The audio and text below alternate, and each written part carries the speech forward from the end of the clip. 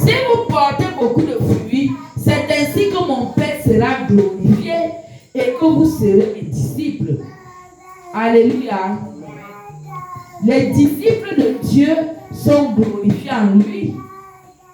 On ne sort pas pour répondre au téléphone. Tu sors. Alléluia. Donc, Dieu doit être glorifié en nous par notre façon de faire, par le travail que nous faisons. Est-ce que nous évangélisons? Est-ce que nous pouvons présenter à Dieu les âmes? Dieu va nous demander des comptes par rapport à ce travail que nous avons fait. Il nous a dit, allez de toutes les nations faire des disciples, baptisez-les au nom du Père et du Fils. Ceux qui croiront seront sauvés, ceux qui ne croiront pas seront condamnés. Où sont les gens là? Ils sont où? Ils sont. Dieu veut les voir, les fruits là, ils sont où? Alléluia. Amen. Et nous devons avoir ces fruits et nous devons être ces brebis. Amen. Amen. C'est une mission que Dieu nous donne. Parce que lui, il est le bon berger. Nous devons les protéger des loups ravisseurs. Est-ce que tu comprends ça? Il dit, c'est ici mon commandement. Au verset 12. C'est ici mon commandement. Aimez-vous les uns comme je vous aimez-vous les uns les autres comme je vous ai aimé. Et il précise qu'il n'y a pas de plus grand amour que de donner sa vie pour ses amis. Bien-aimé, la parole de Dieu dit que si tu n'as pas l'amour, tu es quoi? Tu es comme une cymbale qui résonne, qui fait trop de bruit pour rien. Tu es comme un tonneau vide qui fait trop de bruit. Bien-aimé, sur cette terre, ne sois pas inutile. Il faut montrer l'amour à ton prochain. Si ton prochain a faim, tu lui donnes à manger. Si ton prochain est malade, tu pars rendre visite à l'hôpital. Si ton prochain est dans les difficultés, tu l'assistes. Si ton prochain est en prison, tu pars lui rendre visite en prison. Si ton prochain est nu, tu prends l'habit, tu lui donnes. Parfois, c'est l'habit même que tu n'as pas encore bien porté, qui est encore neuf. Alléluia. Amen. Est-ce qu'on comprend ça? Amen. C'est sur l'amour que Dieu va venir nous juger au mot. Il a les 10 commandements, là, il a résumé ça en 2. Tu aimeras ton Dieu de tout ton cœur, de toute ton âme, de toute ta volonté, et tu aimeras ton prochain comme toi-même. C'est trop dur d'aimer son prochain comme soi-même là. Quand ton prochain est malade, tu pries sur lui jusqu'à y guérir. C'est ton fardeau.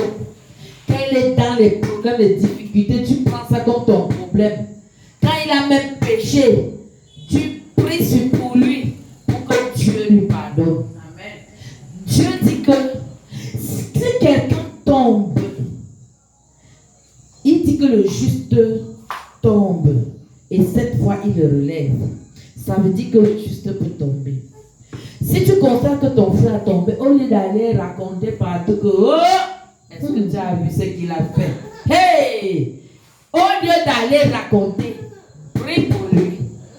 Alléluia. Amen. Prie pour lui afin qu'il se relève. Dieu dit que si tu as sauvé une âme qui t'est allée dans la fosse, amen, il te le revaudra. Mais si tu laisses une âme aller dans la fosse, il va te redemander cette âme-là. Faisons attention. Il va nous demander l'âme-là. Tu as vu l'âme-là qui partait en perdition. Tu l'as laissé partir en perdition. Tu auras des comptes à rendre à Dieu. Alléluia.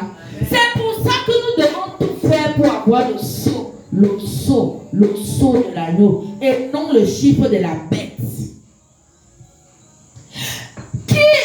C'est-à-dire que nous sommes en communion avec qui? Dieu dit que si nous sommes en communion avec les esprits sataniques, Nous sommes quoi? Des infidèles. Et aucun infidèle n'héritera le royaume de Dieu. Il dit au verset 26, il dit au verset 26, quand sera venu le consolateur, il est en train de dire au revoir ses disciples. Il est en train de leur dire au revoir. Quand sera venu le consolateur, quand je vous enverrai de la part du Père, l'esprit de vérité. Est-ce qu'on a dit que l'esprit de mensonge? Est-ce qu'on a dit que l'esprit de péché? C'est l'esprit de vérité. Donc quand tu es hors de la vérité, tu n'es pas avec lui. L'esprit de vérité qui vient du Père, il rendra témoignage de moi. Et vous aussi, vous rendrez témoignage parce que vous êtes avec moi dès le commencement. Il leur disait au revoir et il leur disait beaucoup de choses importantes. Il n'a pas dit que quand tu auras l'esprit du prophète, c'est-à-dire que le prophète va t'impacter. Quand il a dit que quand le consolateur, quand le Saint-Esprit, quand sera venu le consolateur que je vous enverrai de la part du Père. Bien aimé, le Saint-Esprit doit descendre sur toi directement. Il n'y a pas que, il faut d'abord que un prophète, un pasteur vienne t'impacter. C'est comme ça qu'on impacte les vautours gens. C'est comme ça qu'on impacte les esprits, les francs-maçonneries, les roses, quoi, n'importe comment. Jésus a dit restez en prière. Le Saint-Esprit viendra sur vous. Et la promesse est venue le jour de la Pentecôte. Ils étaient en prière. En communion fraternelle. Et le Saint-Esprit descendu, ça s'est déposé sur. Est-ce qu'on a dit que c'était un prophète qui priait et puis l'Esprit est sorti de lui pour aller chez les autres? Alléluia. Amen. Donc, toi-même, tu peux chercher le Saint-Esprit. Toi-même, tu peux chercher le baptême du Saint-Esprit. En demeurant dans la prière, en laissant un peu les choses du monde, les distractions du monde, les choses qui ne t'amènent à rien. Parce que si tu n'as pas l'Esprit de Dieu en toi, c'est que tu n'es pas de Dieu. Tu dois avoir le sceau de Dieu. Quand Jésus reviendra, il reconnaîtra son sceau sur ces personnes. Et c'est ces personnes-là qui iront avec lui. Bien-aimés, c'est le temps de la fin. On doit regarder notre vie. Notre robe doit être prête. L'église doit être prête pour les noces de l'agneau. Ce n'est pas la blague. La marque de la bête est déjà là. Et ils sont Satan en train de marquer ses enfants par le 666. Jésus est en train de marquer ses enfants, ses disciples à part son sceau du Saint-Esprit. Et toi, tu es où dedans? Est-ce que tu es sûr que tu as le sceau? Parce que si tu as encore un démon en toi là, tu dois tout faire pour que ce démon quitte. Si tu as encore des alliances sataniques avec les esprits de Satan, tu dois chercher la délivrance rapidement. Les temps sont proches. Si tu as une alliance mystique avec Satan, il vaut mieux rompre l'alliance là par le sang de Jésus. Allez, alléluia. Ça commence par la confession. Parce que Jésus ne peut rien faire si toi-même tu ne prends pas l'engagement de sortir de cette alliance. En disant que Seigneur, je me répands. Voici le mot, c'est le mot de passe. Je me répands. J'abandonne tout. Je décide de te suivre. Alléluia. Amen.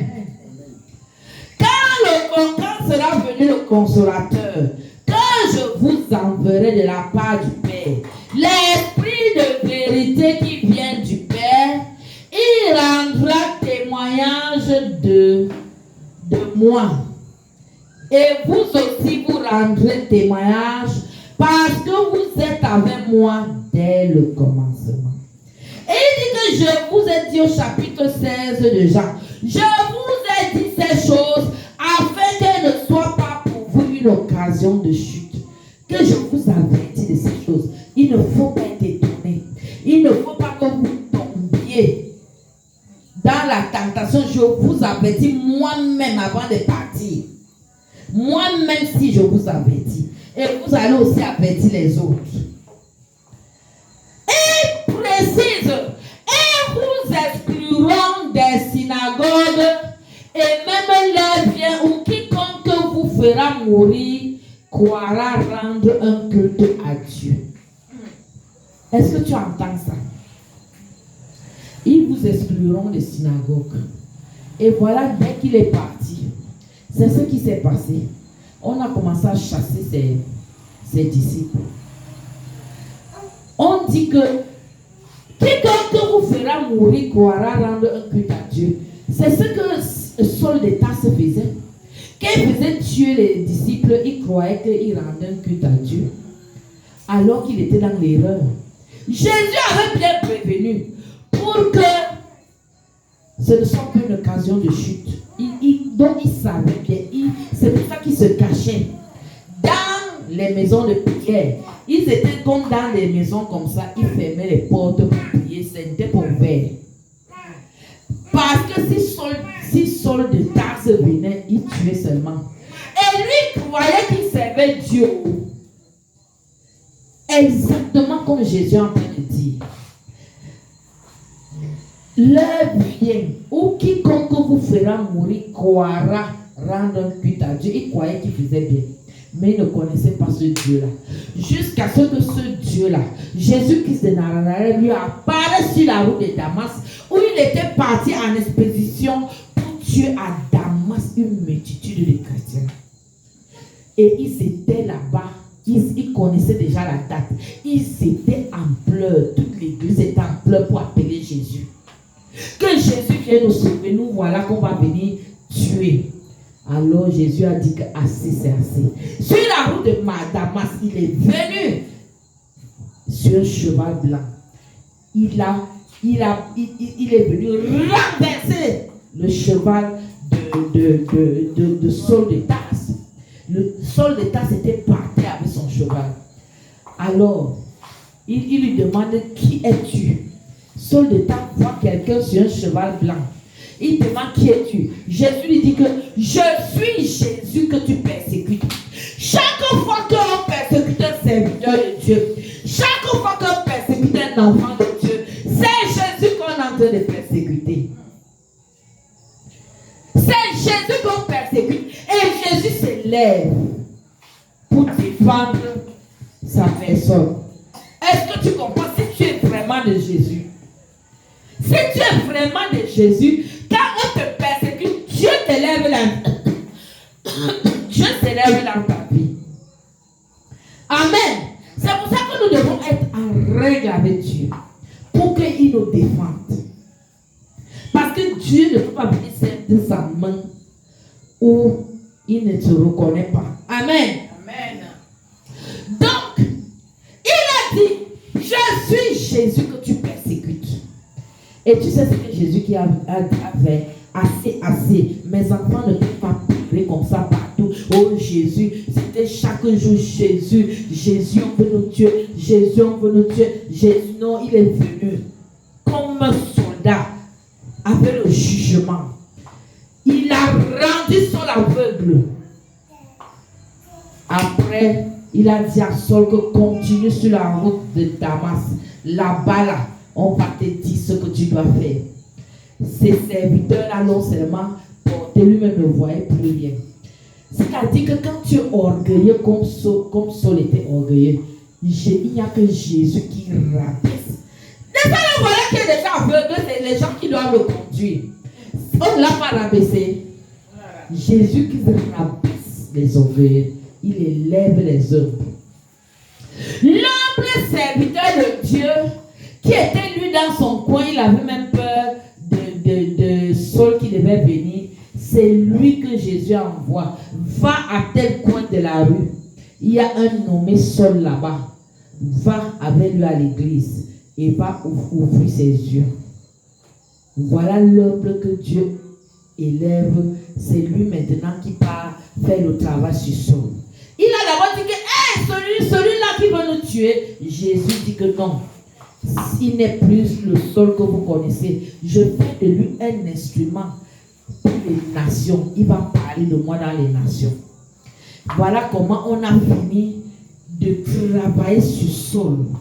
On a prié sur lui, on l'a délivré, on a ouvert ses yeux. Il a commencé à persévérer dans la parole parce que c'était un instrument que Dieu devait utiliser. Quand Dieu doit t'utiliser, il te brise d'abord. Il te rend d'abord petit. Parce que quand tu viens, que tu es orgueilleux, tu te crois trop. Il va t'amener dans le désert pour te rendre zéro. Alléluia. Et te rendant zéro là. C'est là où tu vas monter maintenant et il va t'utiliser. Voilà comment. L'orgueilleux Saül. L'orgueilleux Saül. L'orgueilleux Saül. Qui dit que moi c'est un docteur en théologie. J'ai fait 7 années en théologie. J'ai fait ceci. Il était à l'école de qui là. De si c'est Tyrannus, si c'est qui où il avait fait l'école. Un juif. Il dit qu'il est juif, donc la race de Jésus. Donc il croyait qu'il connaissait Jésus. Jésus est venu. Maintenant il ne connaissait même pas Jésus puisqu'il a demandé qui es-tu. Donc il ne connaissait même pas Jésus. C'est comme ça qu'il y a beaucoup qui disent qu'ils connaissent Jésus, n'ont jamais eu la rencontre avec Jésus. Ce jour-là, il a eu une rencontre personnelle avec Jésus. Je suis Jésus que tu persécutes. Jésus est venu comme un soldat dans le jugement. Il a fermé ses yeux là, comme il pensait que, comme il voit là, ce n'était pas Jésus qui lui avait donné la vue. Jésus a dit que maintenant tu ne vas plus voir. Et tu vas maintenant aller comme une brebis à l'abattoir. C'est maintenant toi qu'on va traîner. Mais le gars a eu la crainte de Dieu. Il dit que mais ce Dieu si est puissant, hein? Il faut que je reste tranquille. Et c'est comme ça que il était un vase qu'on a moulé. Un vase qu'on a bien formé. Ne passez plus ici. Là, ma vidéo ne passez plus, pardon. Passez plus là. On peut passer là. Donc, un moule on a bien voilà. Donc, un moule on a poli pour l'œuvre de Dieu. Et vous voyez comment après, il est parti partout, il n'avait plus peur. Il est parti partout pour faire l'œuvre de Dieu. Amen. Bien-aimé, on doit avoir la crainte de Dieu. Alléluia. Amen. Ce n'est pas à cause de l'eau là qu'on va passer partout sur les vidéos. Vous devez souvent mettre vos serpillers là-bas, chercher à mettre les choses là-bas, que ce n'est pas à tout moment qu'on va passer sur la vidéo. Alléluia. Amen. Donc, bien-aimé, ne distrais pas les gens. Hein? Amène là-bas. Viens. Divine. Il faut aller de l'autre côté. Alléluia. Amen. Donc, il faut faire attention. On doit avoir la crainte de Dieu. On doit servir Dieu avec crainte et tremblement. Amen. Il a dit, quand sera venu le consolateur que je vous enverrai de la part du Père, l'Esprit de vérité qui vient du Père, il rendra témoignage. Amen. Amen. Et au verset qu'on vient de lire, on vous exclura des synagogues, et même l'heure vient où quiconque vous fera mourir croira rendre un culte à Dieu. C'est là où on a parlé de Saul. Parce que ça, c'est Saul, ça concerne Saul. Ils agiront ainsi parce qu'ils n'ont connu ni le Père ni le Fils. Saul n'avait connu ni le Père ni le Fils. C'est pour ça qu'il agissait comme ça.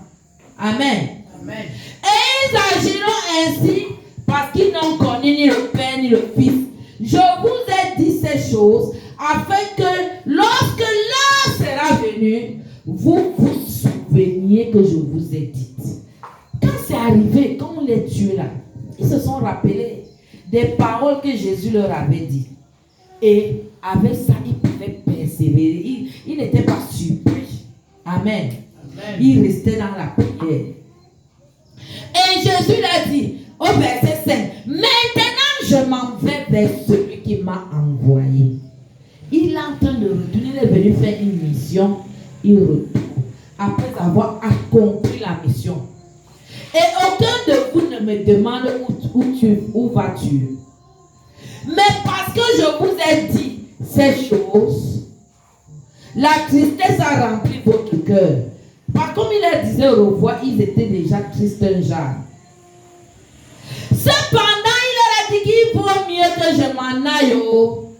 Il vous est avantageux que je m'en aille. Car si je ne m'en vais pas, le consolateur que je dis que je vais vous envoyer là, il ne viendra pas vers vous. Mais si je m'en vais au Père, le consolateur là doit venir. Bien aimé, le consolateur là, tu dois l'avoir.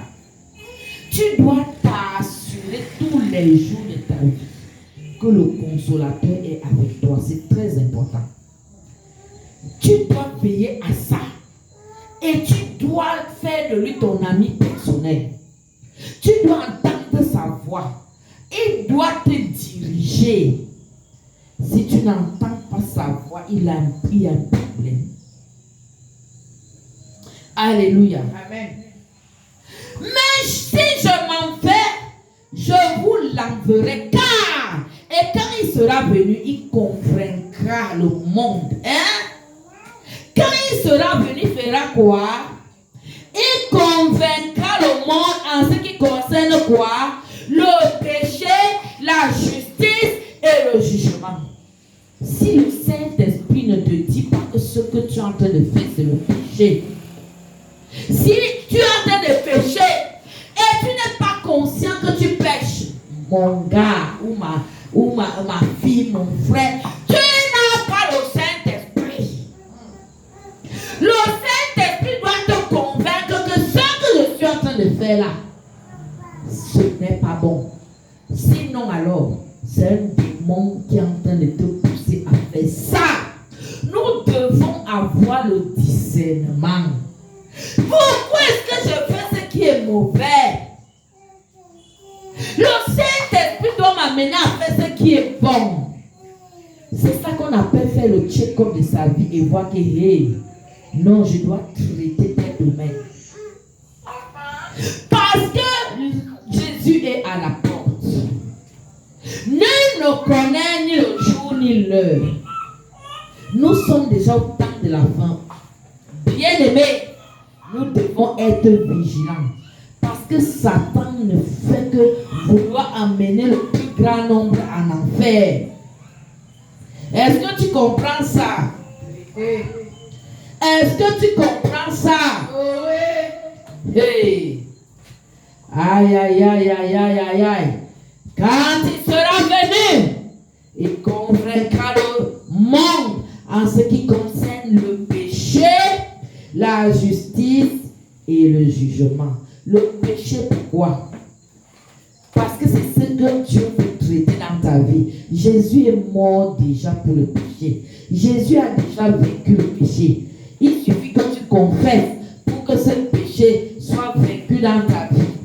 Pour être lavé par le sang de Jésus et par les eaux vives de la parole de Dieu.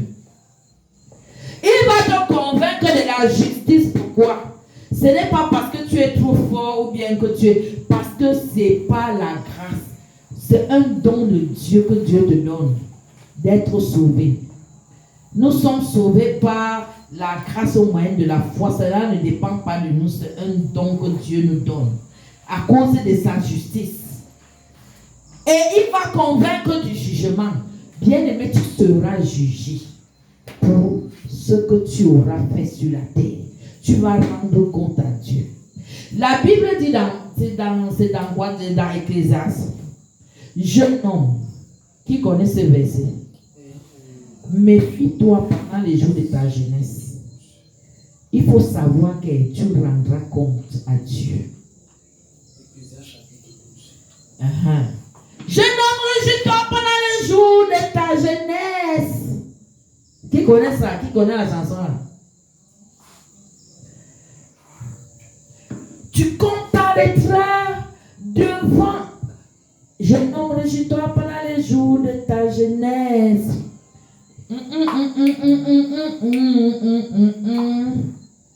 Je vis, réjouis-toi pendant les jours de ta jeunesse.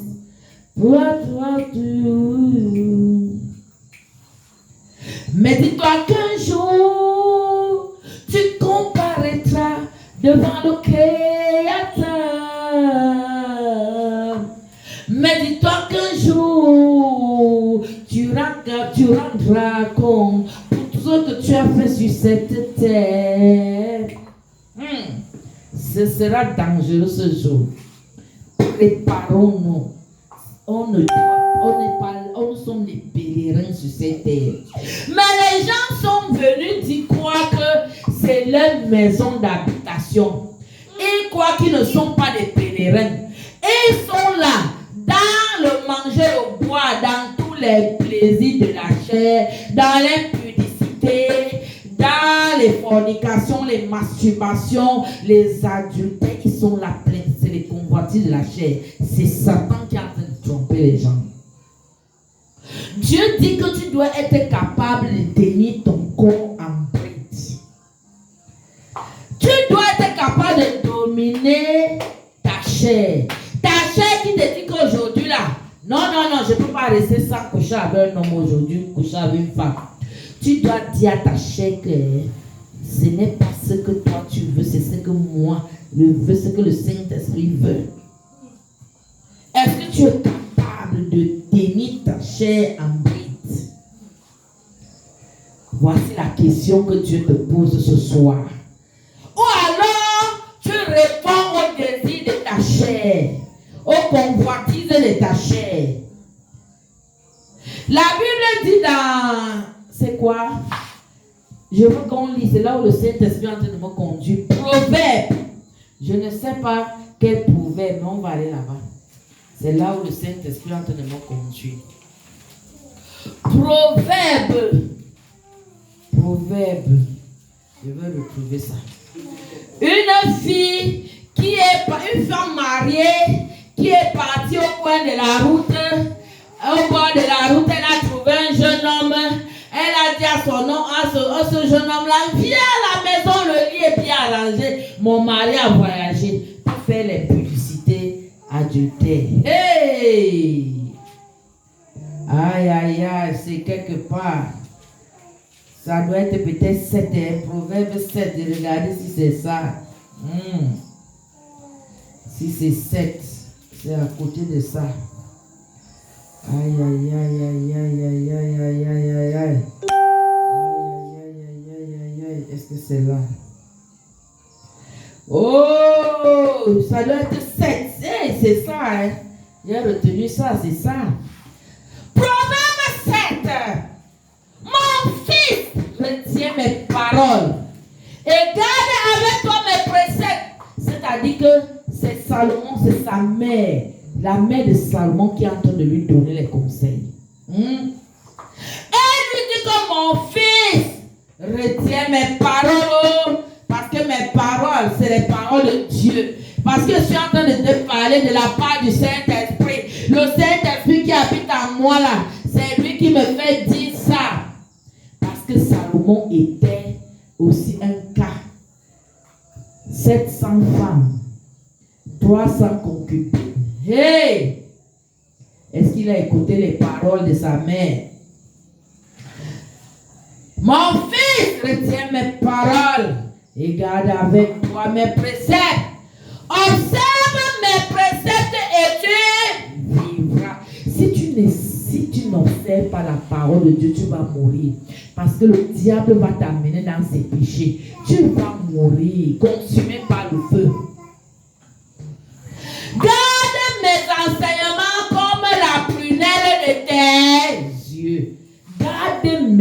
enseignements, garde ma parole, garde mes commandements, les commandements de Dieu. Comme quoi?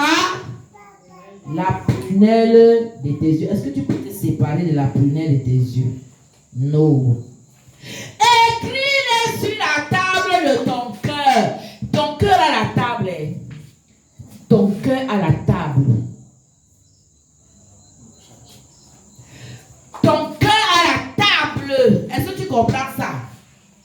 Et tu dois écrire sur le cœur de ta table. Quand tu es en prière, dis que Seigneur, écris les choses sur la table de mon cœur. Parce que ça là, ça m'a déjà dépassé. Le péché, s'il y a un péché qui vient constamment chez toi, dis à Dieu que Seigneur écrit ça sur la table de mon cœur. Afin que, tu dis, oui, pour que je lise ça constamment. C'est dans ton cœur que tout se passe. C'est dans ton cœur que Jésus doit habiter. C'est dans ton cœur qu'il y a la porte pour que Jésus entre. C'est dans ton cœur que Jésus entre, il sort, il fait les tours et les tours. Et c'est dans ton cœur que Satan va aussi entrer. Et c'est dans ton cœur que Satan résidait et que Jésus vient le chasser par la repentance. Est-ce que tu comprends ça? Oui. Écris-le sur la table de ton cœur. Dis à la sagesse, tu es ma soeur. Bien-aimé, où est la sagesse de Dieu dans ta vie? Si tu n'as pas la sagesse, tu es fini. Appelle la sagesse ta soeur. Dieu avait demandé à Salomon qu'après avoir conçu le temple, tous les sacrifices là que Salomon a donné, il lui a dit que tu veux quoi? Salomon n'a pas demandé les richesses, il a demandé la sagesse parce que la sagesse te ferait les chemins de la richesse. À cause de la sagesse de Salomon, les filles des grands rois d'Égypte venaient pour écouter sa sagesse. La sagesse a amené toutes les richesses du monde à Salomon. Il n'y a personne sur la terre qui a été riche comme lui. Et appelle l'intelligence ton ami. Pourquoi tu n'es pas intelligent? Tu dois avoir l'esprit de sagesse et d'intelligence en toi. Il va te donner toute la sagesse et l'intelligence dont tu as besoin pour bien réfléchir. Hey! Appelle l'intelligence ton ami et appelle la sagesse ta soeur. Pourquoi? Pour qu'elle te préserve de la femme étrangère, pour qu'elle te préserve de l'homme étranger.